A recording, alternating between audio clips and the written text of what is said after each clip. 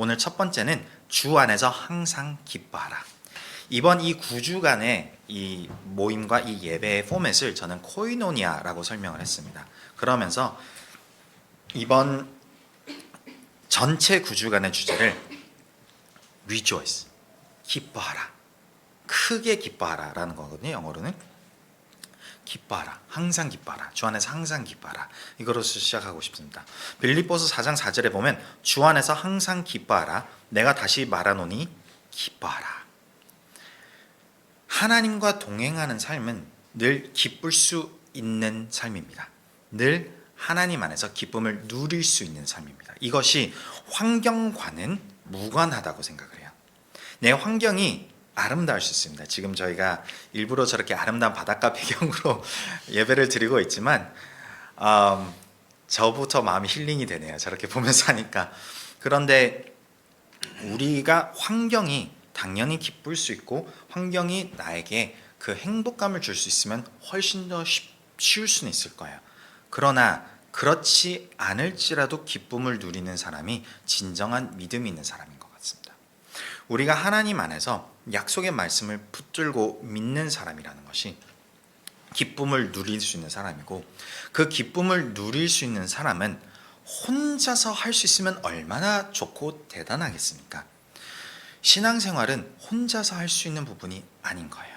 하나님께서 이 땅에 오셔서 우리의 죄를 위해서 죄값을 치르시고 죽으시고 부활하신 이후에 하나님은 교회를 세우시겠다고 말씀하셨어요. 교회는 예수님이 머리가 되시고 우리가 함께 모여서 예수님을 같이 묵상하고 기쁨으로 나아가는 공동체입니다. 홀로 예배를 드릴 수 있다라고 생각을 한다면 그거는 큰 오산이라고 제가 말씀드리는 것은, 그 교회 공동체가 누릴 수 있는 은혜가 있어요. 내 마음이 연약해질 수 있습니다. 내 마음이 흔들릴 수가 있어요. 우리는 인간이자 사람이기 때문에 내가 늘 한결같이 하나님 앞에 믿음이 크지 못합니다. 저부터 이번 여름을 준비하면서 저의 마음은 요동을 엄청 치고 있는 거예요. 조금이라도 재정이 부족하거나 조금이라도 제 생각대로 되지 않는 일들이 일어난다면 어김없이 제 마음속에는 철렁이라는 기분부터 염려, 불안, 걱정이 드러나기 시작을 합니다. 그것은 홀로 기도하면서 씨름한다고 이겨지지가 않더라고요.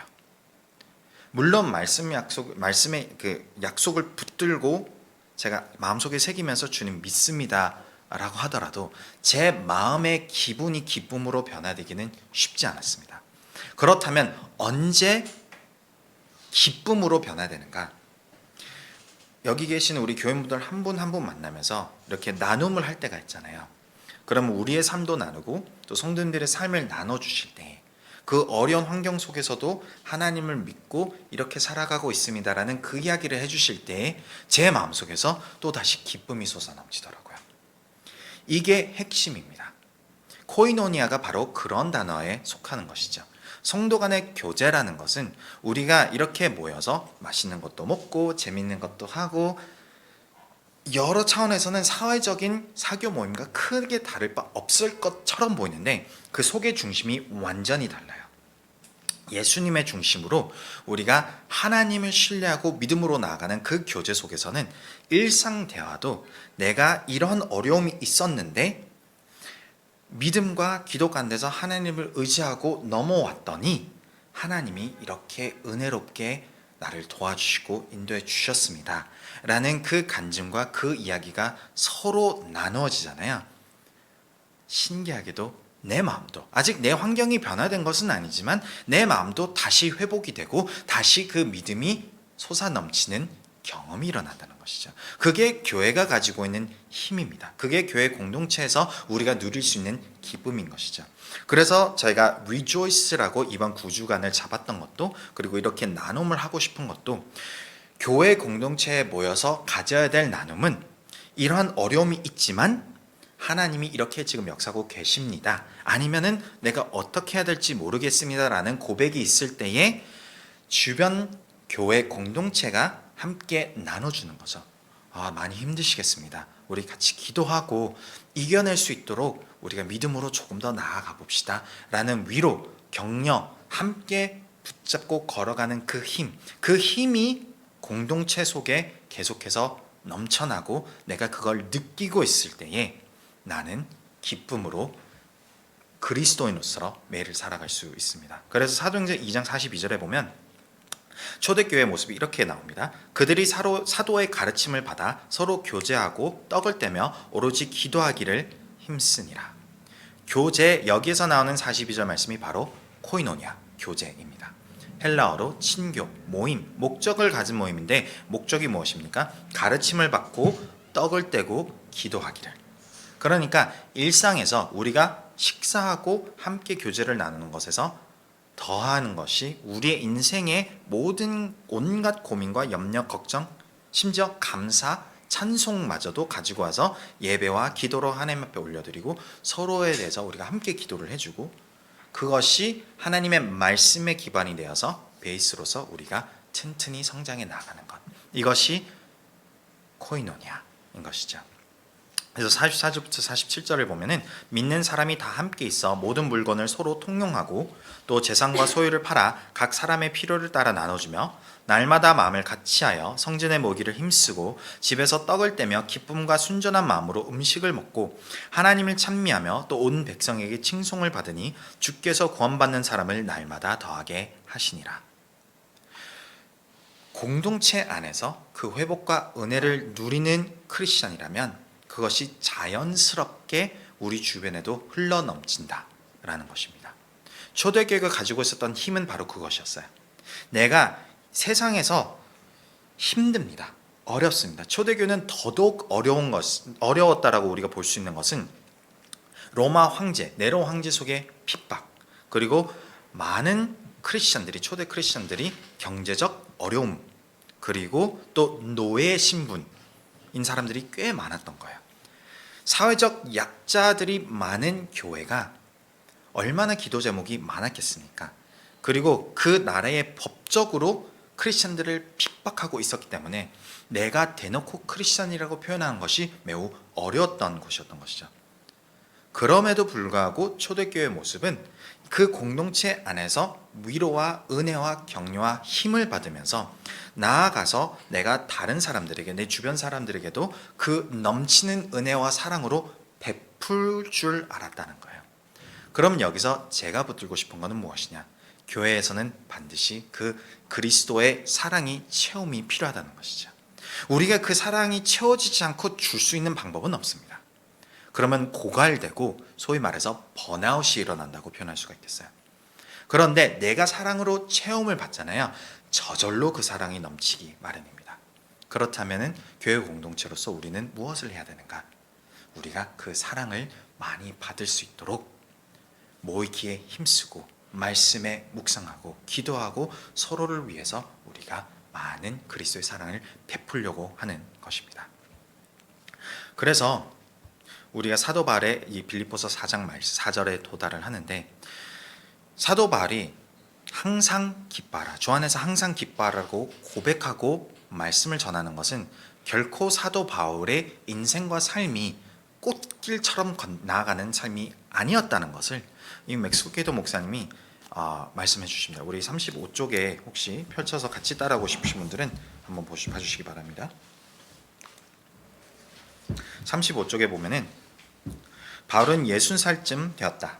이 빌립보 서신을 썼을 때 30년간 그리스도인으로 살면서 지중해 일대에 그의 발길이 닿지 않은 항구가 거의 없을 정도로 여러 도시를 돌아다녔다. 바울의 등이 얼마나 굽었는지 보이는가? 그의 몸은 이곳저곳이 뒤틀려 있다. 수천 킬로미터를 걸은 데다 매를 많이 맞은 탓일 것이다. 바울은 39대에 매를 5번이나 맞았으며 3번은 몽둥이로 맞았다. 그 때문에 불룩 튀어나오는 정맥 같은 흉터가 온몸에 거미줄처럼 퍼져 있다. 죽은 것으로 오인당하고 성 밖에 벌어진 적도 있었다. 바울은 감옥에 갇히고 동료들에게 버림받았으며 파선과 폭풍우와 굶주림을 견뎠다. 바울은 글자를 알아보기 힘들 정도로 시력이 나쁘다. 게다가 로마 황제 앞에서 열리는 재판을 앞두고 있다. 네로는 그리스도인들을 죽여 로마 시민의 환심을 사는 법을 터득했는데 바울은 특히 잘 알려진 그리스도인이다. 마치 로마의 박해만으로는 부족하다는 듯이 어린 교회들까지 바울을 힘들게 한다. 교인들 간에 파가 갈리고 목회자들이 시기와 다툼으로 그리스도를 전하는 것이다. 바울의 미래는 그가 갇힌 감옥만큼이나 어둡다. 그러나 그의 편지를 읽어보면 그가 막 자메이카 해변의 호텔에 도착한 것처럼 생각이 될 정도다. 바울이 빌립보 교인들에게 보내는 편지에는 뒤로움이나 불만을 나타내는 말이 없다. 단 하나도. 바울은 결코 하나님을 향한 중먹을 흔들지 않는다. 오히려 하나님께 감사를 올리고 빌립보 교인들에게도 똑같이 하도록 권한다.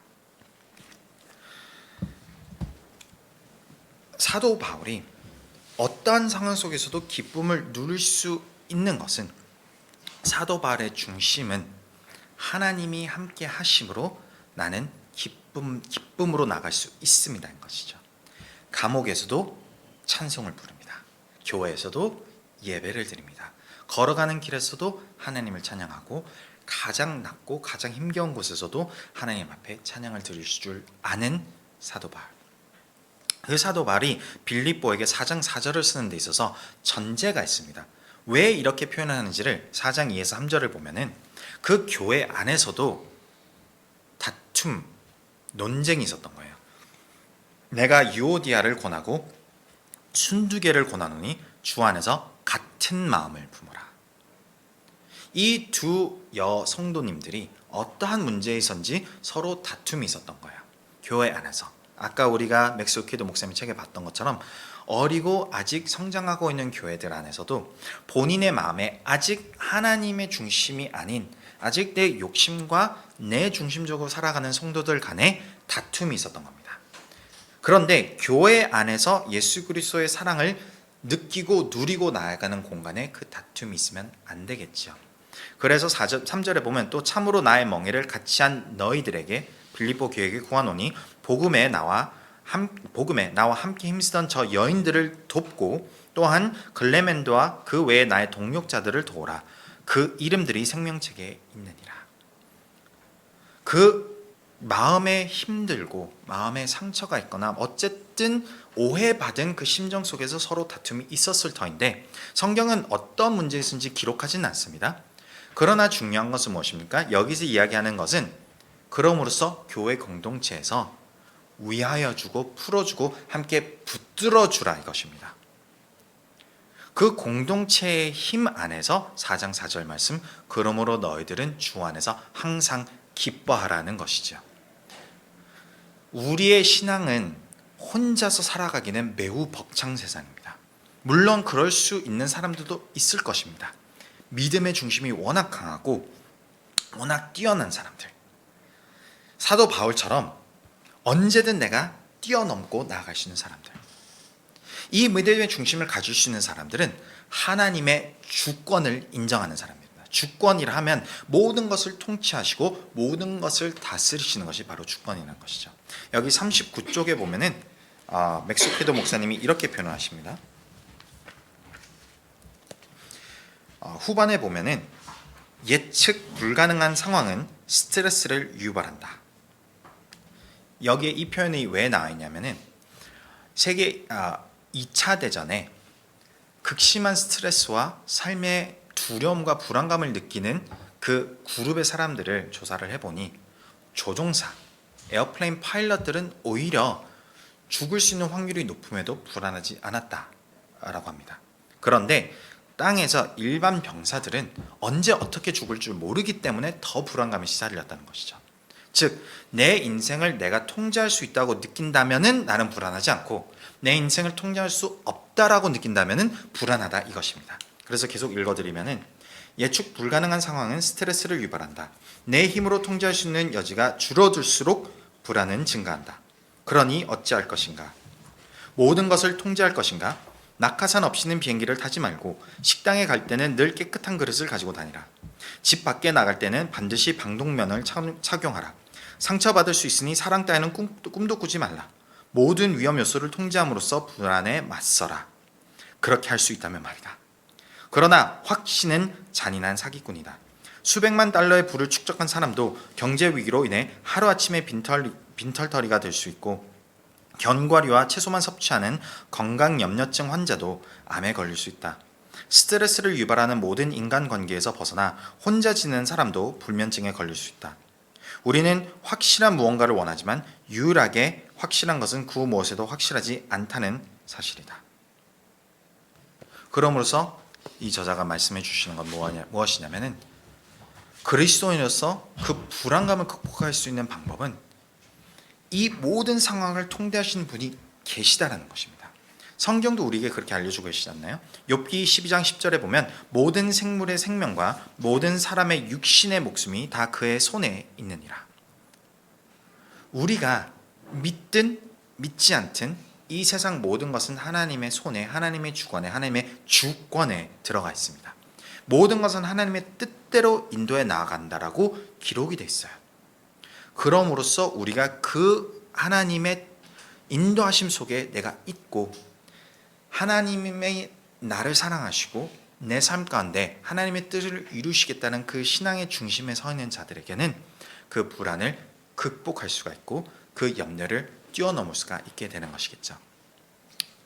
그러나 믿음이 좋은 바울도 그 중심 가운데서 주님 안에서 매일 기뻐하라 라고 선포하고 그 삶을 살아가는 바울도 빌립보 교회를 통해서 위로를 받았다는 것을 같은 빌립보서 4장에 우리가 발견할 수 있습니다. 12절부터 보면 나는 비천에 처할 줄도 알고 풍부에 처할 줄도 알아 모든 일 곧 배부름과 배고픔과 풍부와 궁핍에도 처할 줄 아는 일체의 비결을 배우노라. 인생의 어떠한 상황 속에서도 나는 하나님 안에서 만족할 수 있다. 이게 얼마나 놀라운 은혜입니까? 그래서 13절에 내게 능력 주시는 자 안에서 내가 모든 것을 할 수 있느니라. 그런데 14절에 보면 그러나 너희가 내 괴로움에 함께 참여하였으니 잘하였도다. 바울이 빌립보 교회의 도움이 없이도 그 신앙을 붙들고 나아갈 수는 있습니다. 그런데 그 교회 공동체가 바울의 힘듦과 어려움에 동참하기로 작정을 한 것이죠. 그래서 15절에 보면 빌립보 사람들아 너희도 알거니와 복음의 시초에 내가 마게도냐를 떠날 때에 주고받는 내 일에 참여한 교회가 너희 외에 아무도 없었느니라. 데살로니가에 있을 때에도 너희가 한 번뿐 아니라 두 번이나 나 있을 것을 보내었도다. 내가 선물을 구함이 아니요 오직 너에게 유익하도록 풍성한 열매를 구함이라. 내게는 모든 것이 있고 또 풍부한지라. 에바브로디도 편에 너희가 준 것을 받음으로 내가 풍족하니 이는 받으실 만한 향기로운 제물이요 하나님을 기쁘시게 한 것이니라. 바울이 스스로 하나님 안에서 충분한 은혜를 누릴 수 있는 그 신앙의 중심이 있음에도 교회 공동체가 함께 참여해서 위로와 헌신과 섬김이 있을 때 바울도 기쁘다는 거예요. 위대한 바울조차도 그 믿음의 대가라고 우리가 표현할 수 있는 사도 바울도 공동체 안에 위로가 그 마음을 기쁘게 하였다.